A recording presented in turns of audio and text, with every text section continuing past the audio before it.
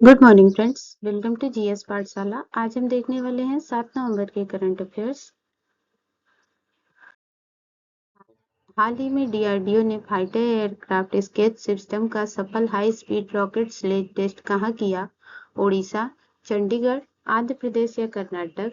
तो इसका टेस्ट किया गया है चंडीगढ़ में। भारत के defence research and development organisation यानी डीआरडीओ ने एक फाइटर एयरक्राफ्ट इसके सिस्टम का हाई स्पीड टेस्ट सफलतापूर्वक पूरा किया, जिसमें कॉम्बैट पायलटों के लिए जरूरी सेफ्टी कैपेबिलिटी सुनिश्चित होती है।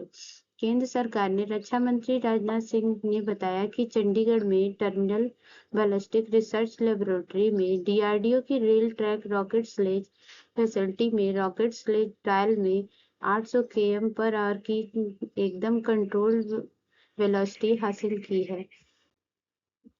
हाल ही में women peace and security index 2025-26 में भारत कौन से स्थान पे है?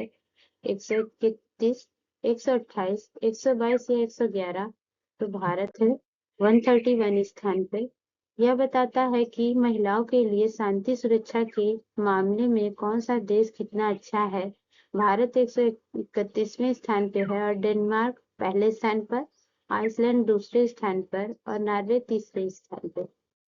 हाल ही में किस राज्य की राज्य सरकार ने कक्षा 9 से 12 तक के छात्रों के लिए मुख्यमंत्री भारत दर्शन योजना शुरू की है? राजस्थान, बिहार, मध्य प्रदेश, झारखंड? तो ये शुरू किया गया है बिहार में। बिहार सरकार ने शिक्षा के क्षेत्र में एक महत्वपूर्ण पहल शुरू करते हुए मुख्यमंत्री भारत दर्शन योजना की शुरुआत की। इस योजना का उद्देश्य सरकारी स्कूलों के लिए छात्रों को देश के ऐतिहासिक, सांस्कृतिक, धार्मिक स्थलों से अवगत कराना और उनके बौद्धिक एवं सामाजिक विकास को बढ़ावा देना है। एक्वेरिन सैन्य अभ्यास भारत किस देश के साथ कर रहा है? फ्रांस, मालदीव, जापान या श्रीलंका? तो एक्वेरिन सैन्य अभ्यास भारत कर रहा है मालदीव के साथ। भारतीय सेना और मालदीव राष्ट्रीय सुरक्षा बल के बीच सैन्य अभ्यास एक्वेरिन का 14वां संस्करण केरल के तिरुवनंतपुरम में शुरू हुआ। द्विवेदी में एक्वेरिन का अर्थ है मित्र, जो दोनों देशों के बीच मित्रता, आपसी विश्वास और सैन्य सहयोग के गहरे बंधनों को दर्शाता है। विश्व सुनामी जागरूकता दिवस कब मनाया जाता है? 6 नवंबर, 5 नवंबर, 7 नवंबर या 8 नवंबर? तो ये मनाया जाता है 5 नवंबर को। हर साल 5 नवंबर को विश्व सुनामी जागरूकता दिवस मनाया जाता है। इस दिन का उद्देश्य दुनिया भर में लोगों को सुनामी जैसी प्राकृतिक आपदाओं से बचाव, तैयारी, जागरूकता के प्रति सचेत करना है। सुनामी ऐसी प्राकृतिक आपदा है जो समुद्र की लहरों के असामान्य रूप से बढ़ने से उत्पन्न होती है और तटीय इलाकों में भारी तबाही मचा सकती है। हाल ही में भारत में राष्ट्रीय लेखा के लिए नया आधार वर्ष किसे बनाया गया? 2023 से 24 को, 2022 से 23 को, 2021 से 22 को या 2020 से 21 को?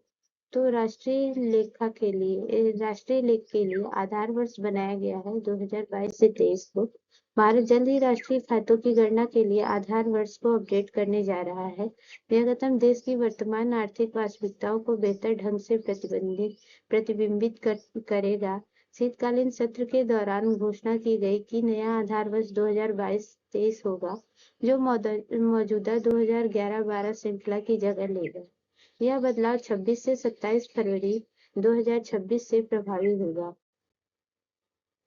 हाल ही में कब वैश्विक मृदा दिवस मनाया गया? 2 दिसंबर, 3 दिसंबर, 4 दिसंबर या 5 दिसंबर? तो अभी हाल ही में वैश्विक मृदा दिवस मनाया गया है 5 दिसंबर को। संयुक्त राष्ट्र का विश्व मृदा दिवस स्वस्थ मिट्टी की महत्वपूर्ण भूमिका के बारे में जागरूकता बढ़ाने और मिट्टी के संसाधनों के स्थायी प्रबंधन को प्रोत्साहित करने के लिए 5 दिसंबर को दुनिया भर में प्रतिवर्ष मनाया जाता है। 5 दिसंबर 2025 को 12वीं WSD का पालन किया जाएगा। मृदा दिवस की थीम है स्वस्थ शहरों के लिए स्वस्थ मिट्टी। इसका फोकस है 2025 का विषय शहरी लचीलेपन और स्थिरता में मिट्टी की महत्वपूर्ण भूमिका पर प्रकाश डालना। इस धारणा को चुनौती देता है कि मृदा संरक्षण केवल एक ग्रामीण चिंता है। सेंट्रल एक्साइज बिल 2025 किस अधिनियम में संशोधन करेगा? Custom act, income tax act, central excise act या जीएसटी एक्ट? तो ये संशोधन करेगा सेंट्रल एक्साइज एक्ट 1944। वित्त मंत्री निर्मला सीतारमण ने लोकसभा में सेंट्रल एक्साइज विधेयक 2025 भी पेश किया। यह विधेयक केंद्रीय उत्पाद शुल्क अधिनियम 1944 में संशोधन करने का उद्देश्य रखता है।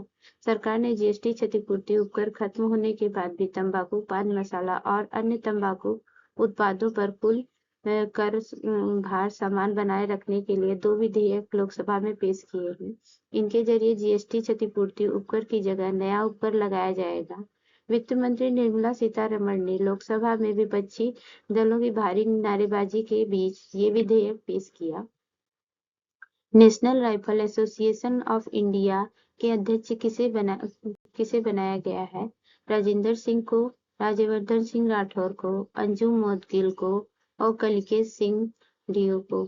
तो इसे बनाया गया है कलिकेश सिंह देव को। कलिकेश सिंह देव ने national rifle association of India के अध्यक्ष के रूप में कार्यभार संभाला है। उनका लक्ष्य भारतीय निशानेबाजी की सफलता की ओर बढ़ाना है। मंदारिन संतरे को आधिकारिक तौर पर किस राज्य को जीआई टैग दिया गया है? असम, केरल, पश्चिम बंगाल या उड़ीसा? तो ये जीआई टैग मिला है पश्चिम बंगाल को। दार्जिलिंग मंदारिन संतरे को आधिकारिक तौर पर भौगोलिक संकेतक टैग प्रदान किया गया। उत्तर बंग कृषि विश्वविद्यालय के एक अधिकारी ने सोमवार को बताया कि जीआई पंजीयक द्वारा 24 नवंबर 2025 को इस दर्जे को औपचारिक मान्यता दी गई है। जीआई टैग से दार्जिलिंग मंदारिन संतरे की खेती को पुनर्जीवित करने में मदद मिलने की उम्मीद है, जो पिछले 15 वर्षों से विषाणु और कीटों के हमलों के कारण कम हो रही है। Thanks for watching my channel. Please like, subscribe and share my channel GS पाठशाला। मिलते हैं दूसरे वीडियो के साथ।